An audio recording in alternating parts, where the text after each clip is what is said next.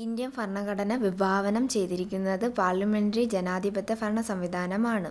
എന്താണ് പാർലമെന്ററി ജനാധിപത്യ ഭരണ സമ്പ്രദായം?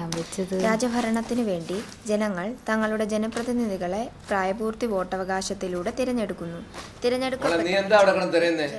എന്റെ ഇലക്ഷൻ ID കാർഡ് കാണുന്നില്ല. എന്റെ അച്ഛൻ്റെയും കൂടി ഒരുമിച്ചാ വെച്ചത്. എന്റെ കാർഡ് തരയൊന്നും വേണ്ട.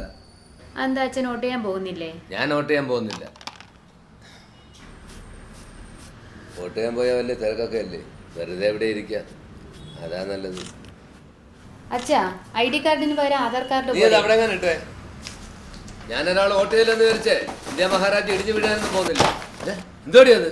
ഞാൻ പഠിപ്പ് നിർത്തുക. അതെന്തിനാ പഠിപ്പ് നിർത്തുന്നത്? ജനാധിപത്യം സംരക്ഷിക്കാനും ഓരോരോ പൗരന്മാരെ വോട്ട് ചെയ്യണമെന്നാണ് സ്കൂളിൽ പഠിപ്പിക്കുന്നത്. അച്ഛന്റെ മട്ടും ഭാവം കണ്ട ഇതിലൊന്നും യാതൊരു കാര്യമില്ലെന്നാണല്ലോ. ഞാൻ എന്തോ പഠിക്കേണ്ടത്? ആരെയാ മാതൃകയാക്കേണ്ടത്? ഇതിപ്പോ ഞാൻ ഒരാൾ പഠിച്ചില്ലെന്ന് വെച്ച് ഇന്ത്യ മഹാരാജ്യം പൊട്ടി വീഴത്തൊന്നുമില്ലല്ലോ. ആധാർ.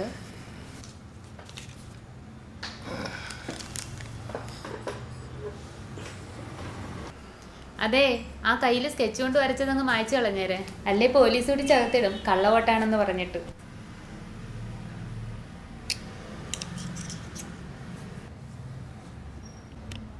ഇതങ്ങനെ വെറുതെ വരയ്ക്കേണ്ട വരയല്ലച്ചാ.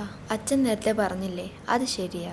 ഒരാൾ വോട്ട് ചെയ്തില്ലെങ്കിൽ ഇന്ത്യ മഹാരാജ്യം ഇടിഞ്ഞു വീഴത്തൊന്നുമില്ല. പക്ഷേ നമ്മൾ പോരാടി നേടിയ ജനാധിപത്യത്തെ വീഴാതെ കാത്തു നിർത്താൻ ഈ ഓരോ വിരൽക്കും ശക്തിയുണ്ട്. അത് നമ്മുടെ നാടിന്റെ പുരോഗതിക്കായി നാം ഓരോരുത്തരും ചെയ്യേണ്ട കടമയാണച്ചാ. നമ്മുടെ അവകാശമാണ് നമ്മുടെ വോട്ട്. അതൊരിക്കലും പാഴാക്കരുത്.